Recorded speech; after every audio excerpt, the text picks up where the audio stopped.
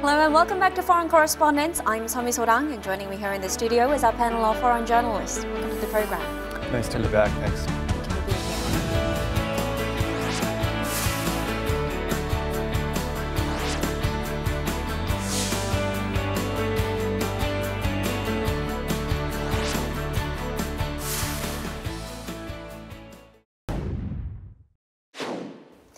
Issues regarding North Korea's sanctions and the stationing of U.S. troops in South Korea have emerged as key sticking points in the aftermath of the Pyongyang-Washington summit in Hanoi.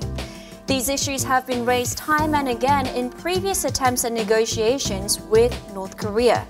So in this week's edition of Foreign Correspondents, we sit down with a panel of journalists to discuss these issues in greater detail.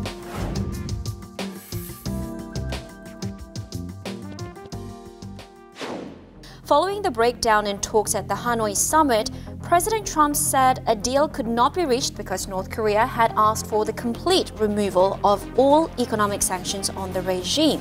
Basically, they wanted the sanctions lifted in their entirety, and we couldn't do that. Pyongyang, however, gave a conflicting account of the negotiations, claiming it had only asked Washington for a partial relief of sanctions, ones that directly affected its people's livelihoods. 우리가 요구하는 것은 전면적인 제재 해제가 아니라 민수 경제와 인민 생활에 지장을 주는 항목들만 먼저 해제하라는 것입니다.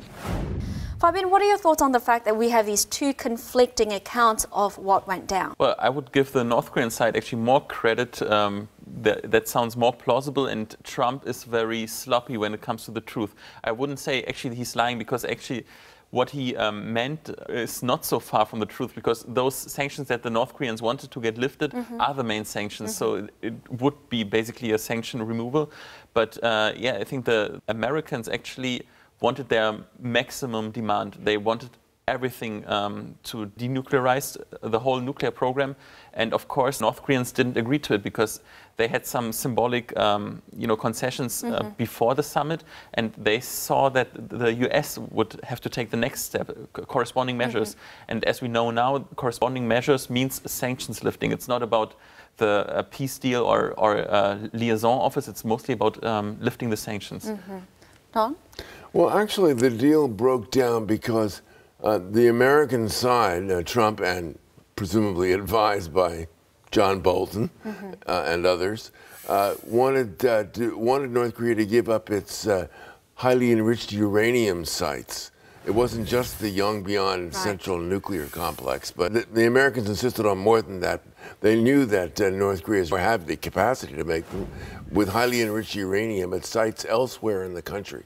So that's what the Americans wanted closed. Of course, Kim Jong-un insisted on removal of all sanctions, and then they said later, well, it wasn't removal of all sanctions, it was only removal of 5 sanctions, but those were the most important sanctions, the ones that really counted. Right.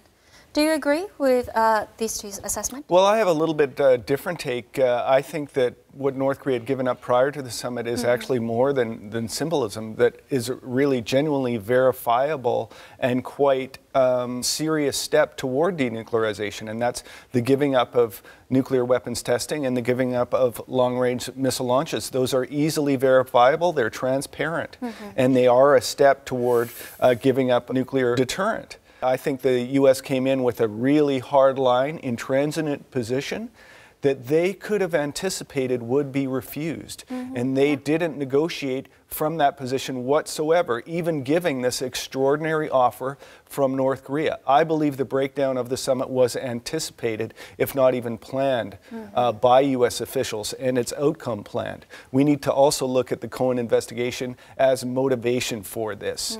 The American leadership and Trump himself is going to make decisions on the summit based on how it plays in the United States and how it plays in terms of American electoral politics, not based on, the efficacy of East Asian security. Kim Jong-un mentioned the word economy 38 times during his 2019 New Year's address. 자립경제, 잠재력을 남용시 발양시키고 나라의 인적, 물적 자원을 경제건설에 진리 있게 조직동원해야 합니다.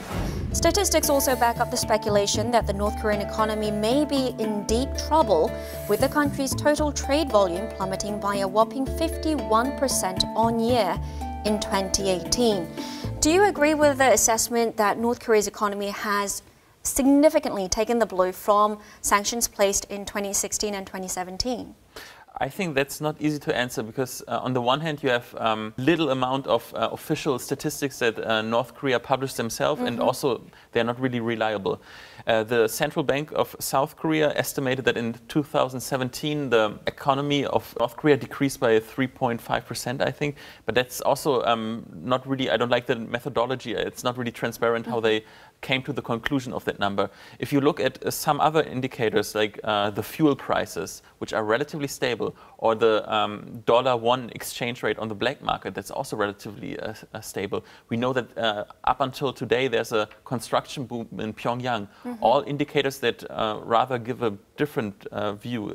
I don't know actually. And on the other hand, we have a UN report coming out recently saying that there's really a food crisis on its way, that 43% of the whole population are in need of humanitarian aid. And that is mainly caused by, the heat wave and also like floodings, so natural disasters.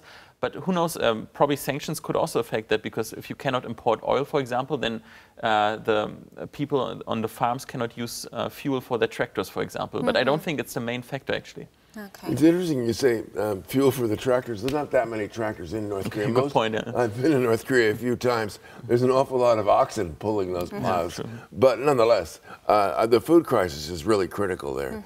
And it's getting more critical, according to this latest report from the UN in Bangkok, which has people in North Korea. As Fabian pointed out, 43% are malnourished, stunted growth, possibly worsening food crisis. Sanctions do play into that. Now, the extent to which they play in is not certain. But sanctions are certainly a factor. North Korea is in very bad economic shape, and that's one reason why they're adopting a rather soft line, even conciliatory position, despite the drama of President Trump walking out of the summit. Now, if we have a look at the history of sanctions on North Korea, the United Nations first imposed sanctions on North Korea in 2006 with the aim of curbing the regime's development of nuclear weapons and ballistic missiles, as well as deterring the North from engaging in military provocations. However, starting in 2016, UN sanctions on North Korea began targeting the country's economy at large, including a ban on the country's exports of coal, iron ore, and minerals. The sanctions also restricted the North Korea's access to crude oil, piling even more pressure on its fragile economy. In your view, which sanctions in particular do you think really affected North Korea's economy? I'd like to refer again to the report that earlier, the United Nations report. There were some unintended consequences of the sanctions. The point of the sanctions is to encourage the government, the leadership of North Korea, to change its policy. But the unintended consequences of the sanctions, according to the United Nations, are to exacerbate these food shortage problems in North Korea that affect some 11 million people. So in doing so, in instituting these sanctions, the goal of changing political decision-making of the leadership is not being, affected. What's being affected is the humanitarian situation in North Korea. I agree. If you look at every time the sanctions got stronger, actually the regime allocated more of the resources to Pyongyang, to the elite. So the elite actually didn't suffer that much from the sanctions, while the people that actually sanctions doesn't want to hurt suffer the most, namely people in the countryside. But the regime in the past has kicked out aid workers. It has complicated their work. So basically they don't have the freedom to have logistics freely in the country. They cannot see every corner of the country. So they really don't respect the work of aid workers either. Okay, let's take a look at some survey results that show how South Koreans think about North Korea sanctions. So last July there was a survey And on the question of sanctions on North Korea, according to the results, 9 out of 10 respondents said that economic sanctions on the regime must be maintained until the regime takes concrete steps toward denuclearization.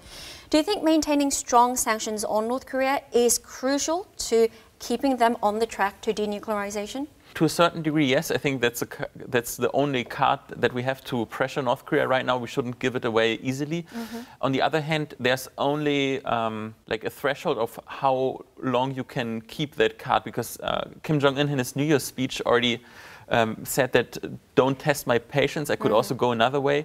After the failed summit in Hanoi, the vice foreign minister, she said she has the impression that Kim Jong-un might be losing his willingness to go on with the denuclearization negotiations.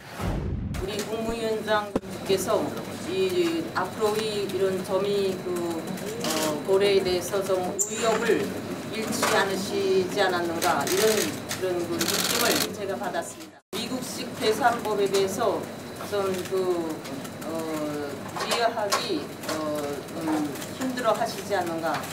이해가 잘 가지 않아서 하는 그러한 느낌을 받았습니다. So at some point they might actually say, okay, stop, this is useless, we change our course, and they are very good at sneaking around sanctions. We know many cases that they would export coal on ships and selling it really on mid-sea, so basically illegally smuggling out their resources. And probably China, they could still trust on China that they will not, tighten the pressure on sanctions too much. So I think maybe North Korea would also say there's an alternative. Maybe we don't have to keep on this course. Okay. US President Donald Trump has accused China on numerous occasions of trying to influence and manipulate North Korea's decisions. I think China's been a big help, bigger than most people know. On the border, as you know, 93% of the goods coming into North Korea come through China. China has an influence, and China's been a big help. Pyongyang remains heavily reliant on Beijing from an economic point of view as well. In recent years, China has accounted for more than 90% of North Korea's total trade volume. Do you think these sanctions have had the effect of drawing the two countries, China and North Korea, closer together? Yeah, I would say that's the case, but we also have to see that North Korea is equally paranoid against China too. I mean, they are very aware of the problem that if they are totally depending on China, then there is a danger of China basically installing a puppet regime or integrating North Korea to the Chinese empire, so to speak. So they are actually also very careful with investment and dependence on China. Okay. Now, following the No Deal summit in Hanoi, there are concerns in the South Korean media that economic cooperation and exchanges between the two Koreas could now be in jeopardy. However, South Korean President Moon Jae-in remains steadfast and undeterred, saying that he will forge ahead with inter-Korean economic cooperation in his commemorative address for the 100th anniversary of the March 1st independence movement. 신한반도 체제는 이념과 진영의 시대를 끝낸 새로운 경제협력 공동체입니다. 한반도에서 평화경제의 시대를 열어나가겠습니다. 금강산 관광과 개성공단의 재개 방안도 미국과 협의하겠습니다. Do you think that inter-Korean projects and cooperation can still move forward even with the sanctions tightly in place? With that March 1st speech, I can't imagine the flurry of activity that must have taken place at the Blue House at Cheongwon-dae after the summit broke down just the day before. I think certainly President Moon Jae-in had an entirely different speech envisioned for March 1st. And I think South Korea is going to have probably a tougher time in reopening Gaesong and reopening Mount Gumgang, given what took place at the summit. Again, the U.S. has staked out a very, and it seems firm, rigid position in calling for complete denuclearization before offering any sanctions relief, which is really what North Korea is looking for. And again, opening up that HEU facility, if that's going to be required before we see these inter-Korean projects reopen, it's going to be tough going for South Korea. That might not last forever. They still might be able eventually, and not that long from now, the next year or two, for instance, to reopen Kaesong and Mount Kumgang. Those are a couple of steps.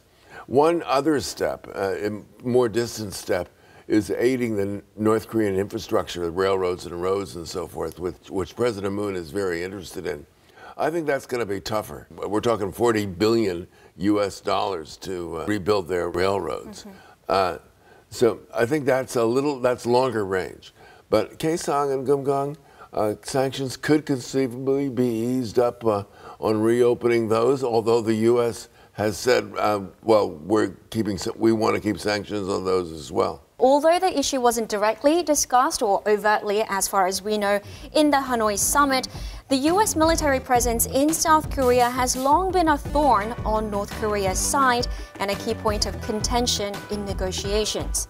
Earlier this month, South Korea and the U.S. announced that the two countries were canceling their annual Key Resolve, Foal Eagle, and 을지프리덤가디언 joint military exercises.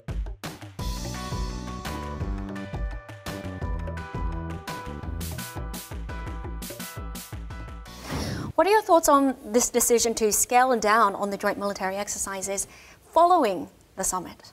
Well, I think that it's interesting that the U.S. would do that. I think that's a productive thing. We heard some positives out of this summit that we need to remember. One is that the two sides are still talking. Right. Certainly, the U.S. and South Korean militaries are working together and training together throughout the year. Regardless of their announcement and the big show that they put on with these large-scale exercises. Scaling these down, again, or scaling down the publicity of their training, I think, again, feeds into this positive outcome of the summit that the two sides, again, are still negotiating and are still working toward some type of an agreement. Fabian, I see that you have something to say. Yeah, I mean, I think those drills are necessary to coordinate, decision processes between the two militaries. But what is actually not necessary is, for example, that in the past the U.S. has sent from, I think, Guam, from the airbase, like B-52 strategic bombers to the peninsula, and those kind of gestures can be seen as provocating. I think North Korea has a point in that sense. So I think Trump wants to keep the momentum going, show his goodwill. So he scaled down the exercises. He gave the military drills a new name. But that happened before, actually. And they changed the, I think, team spirit. Team spirit, that's and correct. they made it to the drills that we had now. And as we witnessed that over the time, those scaled down military drills, that was a concession to North Korea. They've grown and expanded to bigger drills. So actually, it's just changing the name of the military drills. Of course, next year, the U.S. military and the South Korean military, they could go back to normal. All right, because according to a recent survey in the U.S., 7 out of 10 U.S. citizens said that they were in favor of keeping American troops in South Korea. But in the same survey, only 18% of the respondents were in favor of a complete withdrawal of U.S. troops even after the full denuclearization of North Korea. What's the U.S. public's perception about its military presence in South Korea? Well, I think the perception of the U.S. public is actually quite similar to that of the South Korean public. Which is? Which is that the U.S. troops largely, the view around here is that largely, and the view in the U.S., is largely that U.S. presence should remain here until there's truly total peace on the Korean Peninsula, which is not going to happen right away or anytime soon. It's an insurance policy. They're not about to invade North Korea, but it's an insurance policy against a repetition of what happened in June of 1950, when there were 500 U.S. advisors and the North Koreans invaded the South with more than 100,000 troops, almost took over the South. Let's have a look at Donald Trump's latest tweet. On March 3rd, President Trump took to Twitter and said that he did not want any further joint exercises with South Korea, citing its cost and the need to reduce tensions with North Korea. Do you think there's a possibility that Donald Trump will go one step further in the near future and completely withdraw all the troops from South Korea? No, that's probably not going to happen because both sides don't have an interest in completely pulling out. Also, that we have to say that I think South Korea also has an interest, of course. Also, that government has an interest to keep the troops here. If they downscale their presence a bit, I think that's realistic. That could happen. But also in terms of cost sharing, I think this debate is like very populist. I mean, just the idea. I mean, South Korea is actually paying quite a large share on the cost. Also, the new base that they have near Pyeongtaek, 90% comes from Korean taxpayers' money. And just the idea that America, like the biggest economy in the world, the biggest military, is getting tricked in the negotiations by the small South Korea. That idea is absurd, in my opinion. Yeah, I think Trump is just kind of, using that as a negotiating tactic with the South Korean government over the cost-sharing agreement, and also playing to his base in the United States. Okay. Now, my next question is for you, Fabian. The US also maintains a large military presence in Germany. As of the end of 2015, the US had some 600 military bases abroad, spread out across 45 countries, and Germany alone was home to 190 of them. The Pentagon last year was reportedly assessing the impact and cost savings of a possible reduction of US troop presence in Germany. What's the German public's view of the US military presence in their country? Yeah, it depends on which generation. The older generation are quite, thankful for the US military because they liberated the country from the Nazi regime. And also the more conservatives who oppose Russia's expansion, they would favor the US military presence. People, the civil society on the left, they oppose it, but not so much because of the cost, but rather because the US military uses the bases in Germany for their operations in the Middle East and also in Africa. For example, when they send their aircraft, they get new fuel in the German base. Or for example, the drones, they would also stop in the German bases and then get sent to the Middle East. But actually Trump has already announced that he wants to shift most of his troops or a part of the troops in Germany to Poland, which is a more loyal partner right now and is also closer to Russia. And of course, Poland historically has a stronger fear and paranoia against Russia. So I think the Polish people would be quite thankful if they have a larger US presence in the country. So Polish people would be more open. Yeah. They would be quite open to having more military presence in their country. Okay, so this is the final question. If Pyongyang eventually agrees to take denuclearization steps that satisfy what Washington wants, what do you see in the immediate future regarding North Korea sanctions? Well, I think that's a pretty big if. What the U.S. is asking for right now is that big deal, and I think it's unlikely that North Korea will agree to that. What North Korea is looking for, again, is smaller steps and trust building. As was mentioned earlier, especially by Fabian, I think his remarks were right on, that what we saw in Singapore and especially what we saw in Vietnam were really the two sides staking out their positions for further negotiations to take place. And that's probably what we're going to see in the future. Well, I think that if North Korea, if they did that big if, then I think that then President Moon could look forward to carrying out a lot of his programs that he wants to conduct vis-a-vis North Korea, beginning with opening Kaesong and Kumgang, beginning or going on from there, assisting North Korea with its infrastructure, with its rail program, with opening road and rail links for the first time between the two Koreas. A whole lot of things can happen if North Korea acceded. I do believe that to be the case, but unfortunately, I don't see that happening anytime soon. Okay. Fabian, so if that big if is satisfied, what do you see happening for the U.S. military presence in South Korea? For the military presence, I think actually that's not a deal breaker for North Korea, as I said, because they also are a little bit afraid of China too, so they can be in that buffer zone. And in terms of between those two powers, like the U.S. and China. But in terms of sanctions, I think there are two really opposing developments right now. If there's no deal yet, then the U.S. will push for more sanctions. I think that could happen. That's plausible. And on the other hand, there are already negotiations from the South Korean side with the U.S. to reopen Kimgang-san or consult about it. And while the special economic zone in Kaesong, I think that's totally unrealistic that it will open anytime soon. I think the tourism resort in Kimgangsan, I think that might actually also happen. So we have those two opposing developments. It's hard to predict in which direction it will go. All right, we'll have to wrap it up there. Thank you very much. Thank you for your insight. The United Nations adopted its first resolution on North Korea back in 1993, while the Mutual Defense Treaty between South Korea and the US for the stationing of American troops was signed in 1953. Given the long history of sanctions on North Korea and the US military presence on the peninsula, disagreements surrounding these two issues will require much more time and effort to iron out. That's all we have for this week. Thank you for tuning in, and goodbye.